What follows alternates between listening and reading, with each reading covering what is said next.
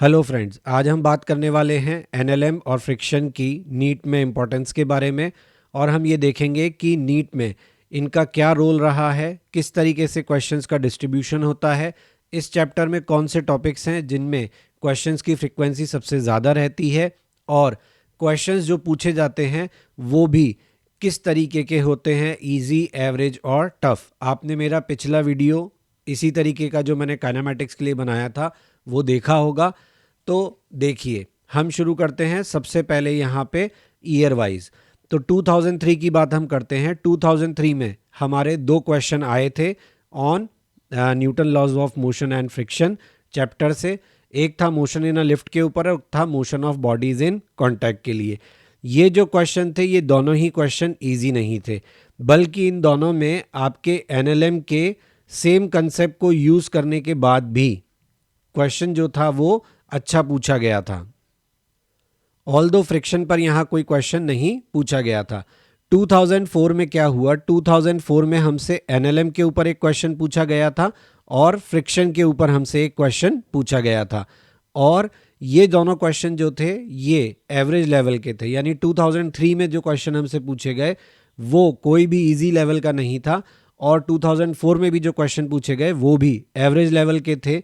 और 2004 में एनएलएम पे ऊपर जो क्वेश्चन पूछा गया था बाद में वो एक माइलस्टोन बन गया, वो एक इम्पॉर्टेंट रिजल्ट बन गया जिसको लगभग हर कोचिंग में क्लास में पढ़ाया जाने लगा, और उसका रिजल्ट भी स्टूडेंट्स को कहा जाने लगा कि वो याद रखें क्योंकि वो आगे काम आएगा। फिर 2005 में क्या हुआ, 2005 में कोई क्वेश्चन नहीं है, आप देख सकते हैं एनएलएम और फ्रिक्शन के ऊपर। यहाँ मैं बता दूं कि मैं सर्कुलर मोशन को एक सेपरेट टॉपिक के तौर पे कंसिडर कर रहा हूँ, उसको मैंने एनएलएम में इंक्लूड नहीं किया है। फिर 2006 में हमारे कितने क्वेश्चन आए, केवल एक क्वेश्चन आया, और ये जो क्वेश्चन था ये भी एवरेज फोर्स के फॉर्मूले पे बेस्ड था, लेकिन ये टफ था, आसान क्वेश्चन नहीं था। तो एक ही क्वेश्चन पूछा गया लेकिन वो भी टफ लेवल का क्वेश्चन पूछा गया। फ्रिक्शन के ऊपर कोई क्वेश्चन 2006 में नहीं पूछा गया था। 2007 में फिर से एक बार एक ही क्वेश्चन पूछा गया और वो भी टफ पूछा गया, और ये जो क्वेश्चन था ये क्या था, फ्रिक्शन और काइनेमेटिक्स का मिक्स था। तो एक अच्छा सवाल था जो हमसे पूछा गया था, और मिक्स क्वेश्चन की वैरायटी 2007 से स्टार्ट हुई है, हम ऐसा बोल सकते हैं। 2008 में क्या हुआ, 2008 में हमसे दो क्वेश्चन पूछे गए, लेकिन दोनों के दोनों हमसे किस पर पूछे गए, एनएलएम पे पूछे गए, न्यूटन सेकंड लॉ के ऊपर बेस्ड थे। इनमें से एक जो था वो टफ था, और इस क्वेश्चन में पहली बार थ्रस्ट फोर्स के बारे में बात की गई थी। जो दूसरा क्वेश्चन था वो भी न्यूटन सेकंड लॉ पे बेस्ड था, लेकिन वो एक आसान क्वेश्चन था, सिंपल क्वेश्चन था, और वो वेक्टर सम के ऊपर बेस्ड था। 2009 में तीन क्वेश्चन आए न्यूटन लॉज ऑफ मोशन से, और ये जो तीन क्वेश्चन थे इनमें से एक इजी लेवल का, एक एवरेज लेवल का, और तीसरा जो था वो टफ लेवल का क्वेश्चन था। क्वेश्चन का टॉपिक जो था वो था कंजर्वेशन ऑफ लीनियर मोमेंटम।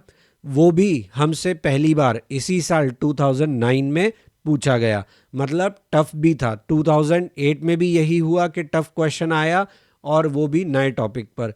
2009 में भी यही हुआ कि नया क्वेश्चन आया और वो भी टफ आया, नए कंसेप्ट के ऊपर जो कि पहले नहीं पूछा गया था। 2010 में क्या हुआ, एक ही क्वेश्चन आया, किस पर, फ्रिक्शन पे। तो लगातार 2008 2009 हमसे एनएलएम पे क्वेश्चन पूछे गए, फ्रिक्शन पे कुछ नहीं पूछा गया। लेकिन उसके बाद 2010 में हमसे एक ही क्वेश्चन पूछा गया, ये भी मिक्स था हमारा, जिसमें कि सूडो फोर्स और फ्रिक्शन इन दोनों का बहुत ही अच्छा यूज़ हमें देखने को मिला था।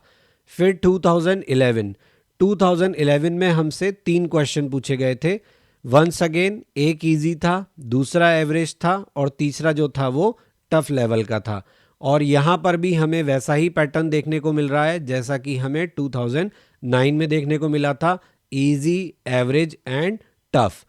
और क्या इंपॉर्टेंट बात है, और 2011 में जो टफ क्वेश्चन हमसे पूछा गया था वो एक्चुअल में मिक्स था, किसका, काइनेमेटिक्स और काइनेटिक फ्रिक्शन के ऊपर। तो इन दोनों को मिक्स करके हमसे एक टफ क्वेश्चन बनाया गया था, और हमारे से जो मोशन या लिफ्ट का क्वेश्चन पूछा गया था वो एवरेज काइंड था, उसमें कुछ खास करने को नहीं था और इम्पल्स के ऊपर एक सिंपल क्वेश्चन पूछा गया था 2011 में। 2012 में हमसे पूछा गया एक ही क्वेश्चन, लेकिन वंस अगेन वो क्वेश्चन टफ था। और ये जो क्वेश्चन था ये किसके ऊपर बेस्ड था? इसमें आपके बहुत सारा मसाला डाला गया।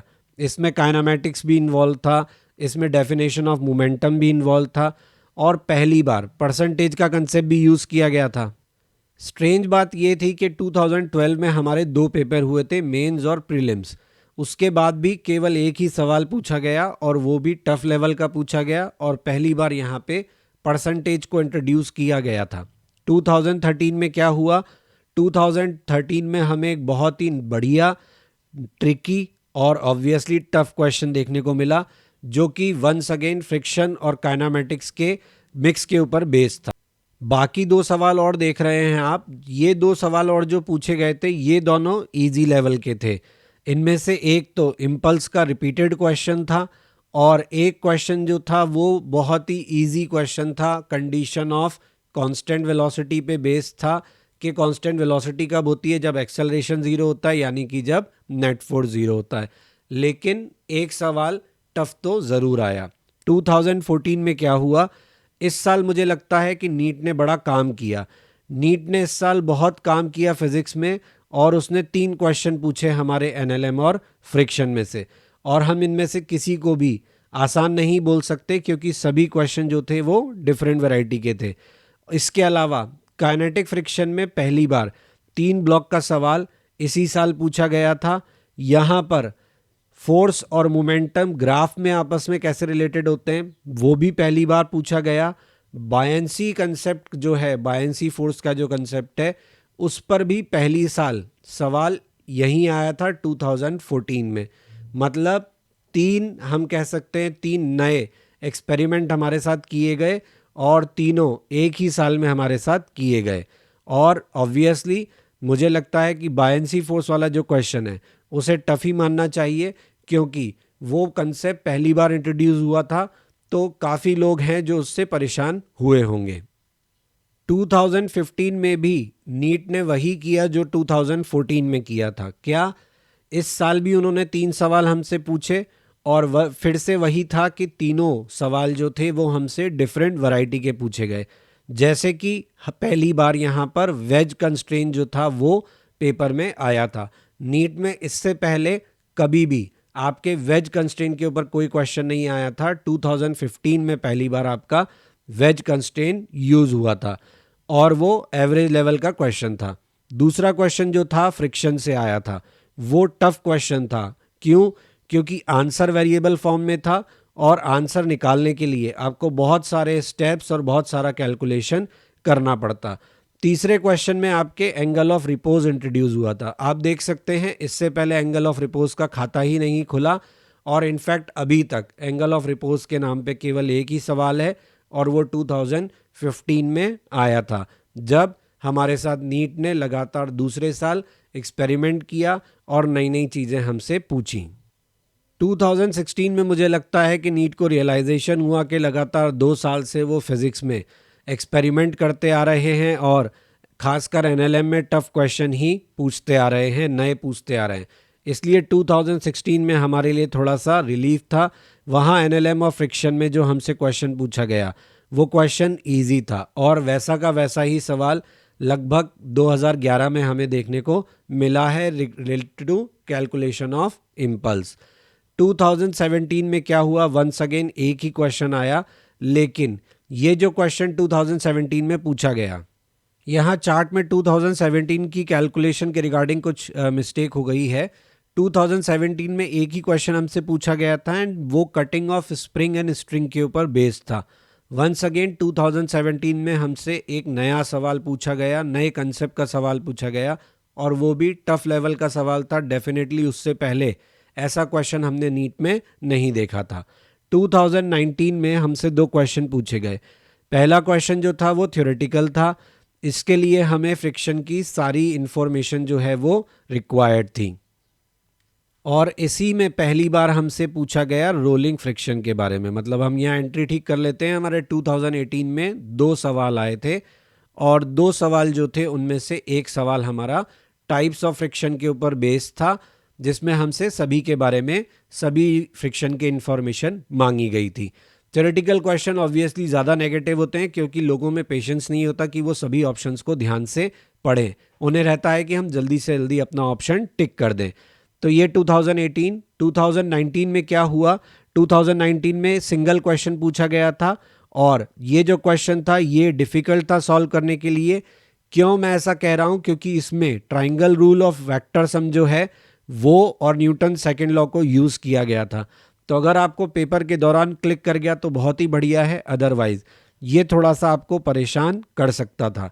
2020 में हमसे पूछा तो सिंपल सवाल गया था, लेकिन 2 ब्लॉक पुली सिस्टम जो था वो पहली बार इंट्रोड्यूस हुआ। और अब से आप ध्यान रखें कि उस क्वेश्चन के रिजल्ट को आप याद रखें, क्योंकि वंस अगेन वो एक स्टैंडर्ड रिजल्ट है जो आगे आपके काम आता है। तो हम यहाँ जल्दी से कंक्लूड कर लेते हैं हमने क्या देखा। पहली बात तो हमने ये देखी कि हमारे नीट का पैटर्न ऐसा है कि एनएलएम फ्रिक्शन से जब भी क्वेश्चन पूछा गया वो हमेशा, अगर एक ही क्वेश्चन पूछा जाता है तो जनरली वो देखा गया है कि वो टफ लेवल का क्वेश्चन होता है। एक से ज़्यादा क्वेश्चन जब पूछे जाते हैं तो भी कम से कम एक क्वेश्चन तो टफ लेवल का होता है, बाकी क्वेश्चन इजी और एवरेज लेवल के हो सकते हैं। दूसरी बात, जब भी आपसे कोई नया कंसेप्ट पूछा गया है एनएलएम और फ्रिक्शन में, हमेशा उसका टफी क्वेश्चन आपसे पूछा गया है। यानी आप ये ध्यान रखिए कि एनएलएम फ्रिक्शन में जब भी आपको पेपर में क्वेश्चन आने के लिए आपको देखना हो तो आप उन एरियाज़ को एक्सप्लोर करिए, उन टॉपिक्स को एक्सप्लोर करिए जिन पर कि अब तक क्वेश्चन नहीं पूछा गया है। उन्हीं से क्वेश्चन टफ लेवल का पूछा जाएगा। एक पूछा गया तो वो उसी टॉपिक से टफ लेवल का पूछा जाएगा। बाकी क्वेश्चन अगर एक से ज़्यादा पूछे जाते हैं तो जनरली वो इजी और एवरेज होते हैं, और इजी एवरेज में भी वो सीन टाइप ऑफ क्वेश्चंस होते हैं, मतलब वैसे क्वेश्चन हमसे पहले पूछे जा चुके होते हैं, रिपीटिशन हमें देखने को मिलता है। दूसरी बात, टॉपिक के टर्म्स में अगर मैं बात करूं तो यहाँ पे हमारा rock star Newton second law है जिससे सबसे ज़्यादा क्वेश्चन आते हैं। उसके बाद हाईएस्ट प्रोबेबिलिटी क्वेश्चंस की कहाँ आती है? Motion of bodies in contact.